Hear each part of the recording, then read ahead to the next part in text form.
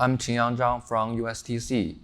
It's my honor to be here and present our paper, Mitigating Resource Usage Dependency in Sorting-based KV stores on Hybrid Storage Devices via Operation Decoupling.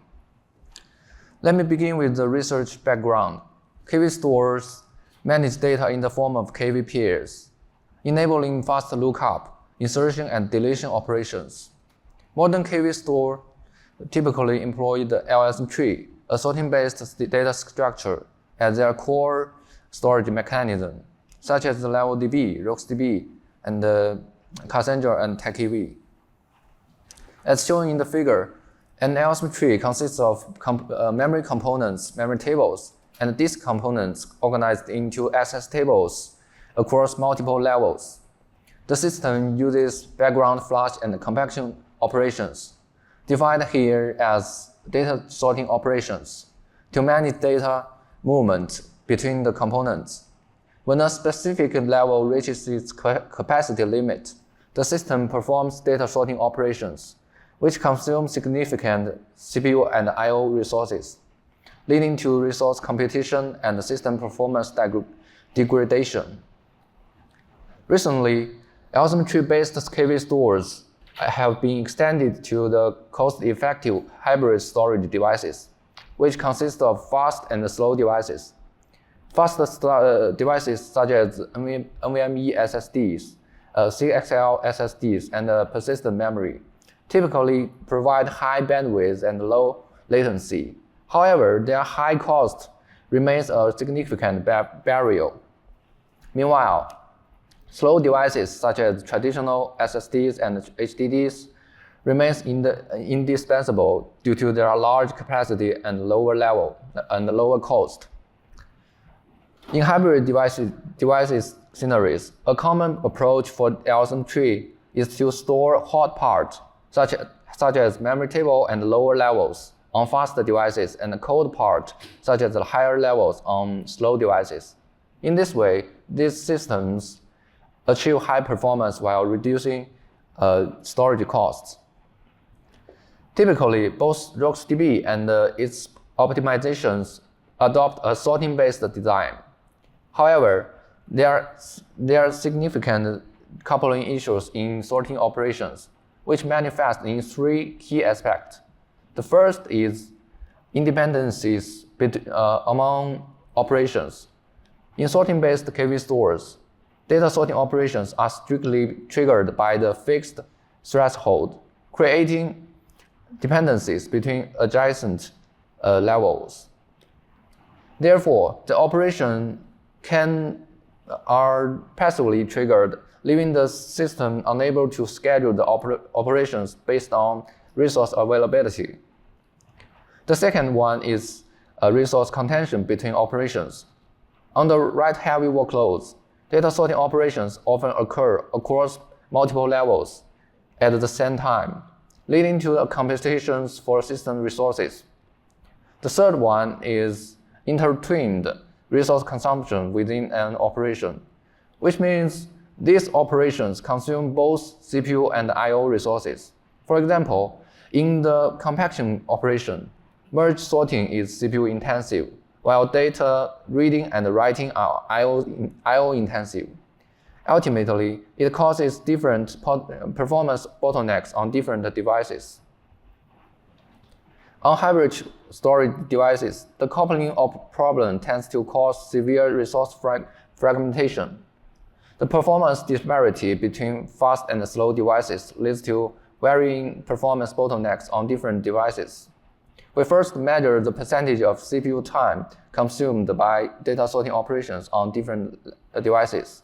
The left figure shows that on fast devices such as PMM and NVMe SSD, CPU time accounts for over 60% of the compaction time, making that the CPU becomes the performance bottleneck for these devices.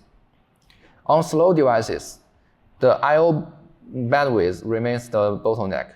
The right figure shows that on the write-heavy workloads, resource utilization fluctuates significantly, with low average and severe resource fragmentation.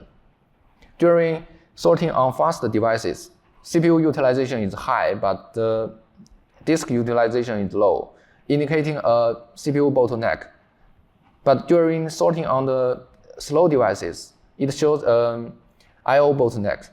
These bottlenecks alternate between data sorting operations on these two devices and increase write stores. For mitigating write stores on hybrid storage, there are two main strategies from recent related work. The first is fixed differentiated data management. This category of work argues that hybrid storage needs differentiated management strategies rather than applying the same approach to fast and slow. However, as shown in the figure, the amplitude of the resource utilization fluctuation is reduced compared to the RocksDB, but the average utilization remains low.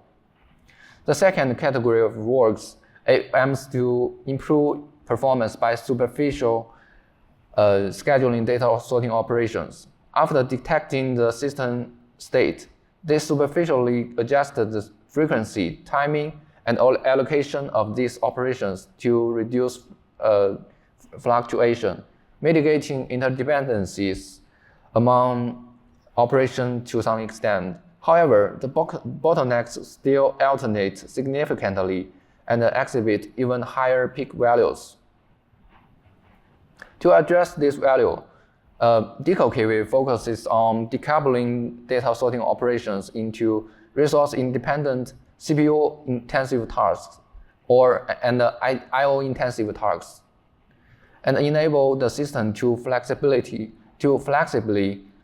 schedule tasks based on the current resource utilization. First, we decouple SSDs into index part and the data part. As we know, the operations involve CPU-intensive sorting tasks, mainly for indexes, and I/O-intensive read or write tasks, mainly for data. So, to isolate these tasks, we first decouple indexes from data files and employ index tables and mergeable skip list-based structure to store indexes in DRAM.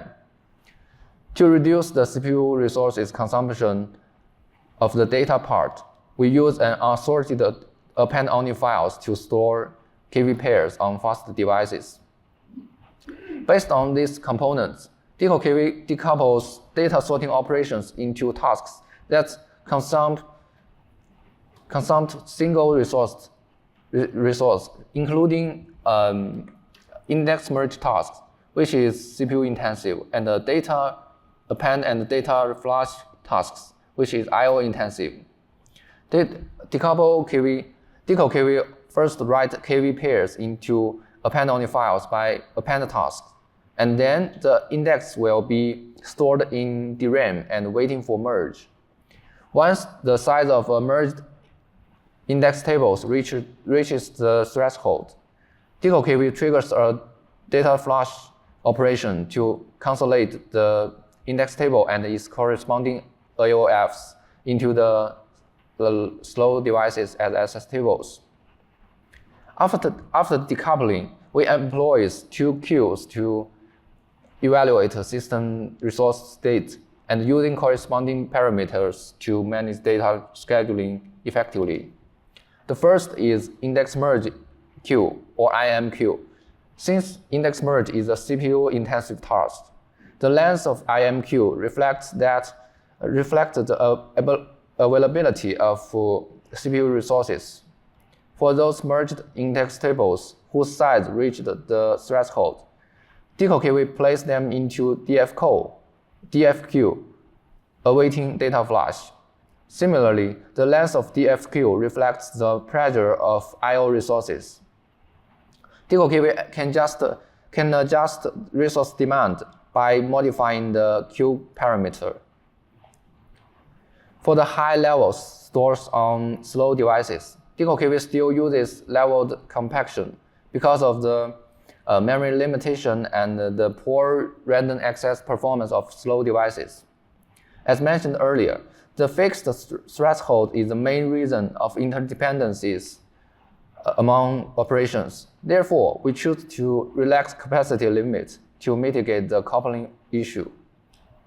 Overall, DecoKV monitors the IMQ and the DFQ to access the system resource state. Following this, DecoKV performs auto-tuning according to the actual system state. For example, when the system is CPU bound, DecoKV adjusts the parameters of the two queues to minimize the triggering of CPU-intensive tasks, while scheduling more I/O-intensive tasks to fully utilize the idle I/O resources.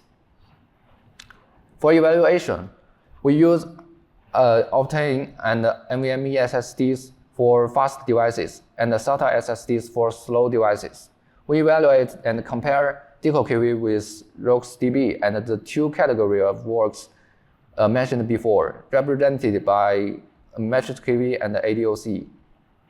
First, we evaluate the CPU utilization under a macro benchmark.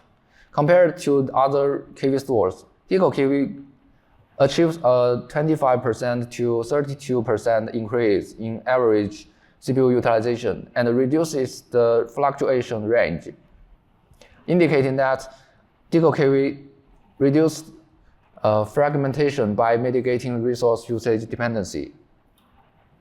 This table presents the P90 and P99 tail latency results for insert and update operations. We observe that DecoKV shows a more significant improvement in tail latency, reducing P90 latency by 71 to 83%, and the P99 latency by 74% to 91%. These improvements are attributed to the stable resource utilization and the reduction of bottlenecks. This two figure presents the throughput and the average latency results for various operations. For insert and update operation, DecoKV achieves a throughput improvement of 1.6 to 4.3 times, with average latency reduced by 38 to 77%. As for read and scan operations, DecoKV also shows a slight improvement. We conduct our evaluation using the 6 YSSB workload configurations shown in the table. For writing-intensive workloads such as load, YSSB-A, and YSSB-F, DecoKV achieves a 1.4 to 4.9 times improvement. As for read and scan-intensive workloads, DecoKV also shows a slight improvement. Besides, we evaluate the variation in throughput performance on the different value size and CPU core number. We found that DecoKV performs better when CPU and I/O resources are more balanced. The large value size and or more CPU cores tend to cause severe I/O bottlenecks, while the small value size or less CPU cores causes severe CPU bottleneck. Therefore, the benefits of decoupling decrease. Besides, the memory usage of DecoKV is comparable to that of MatrixKV and ADOC, with only a slight increase over RocksDB, while achieving high performance. That's all of my presentation. For more details, please refer to our paper and contact us by email. Thank you for listening, and the questions and the discussions are welcome. Thank you.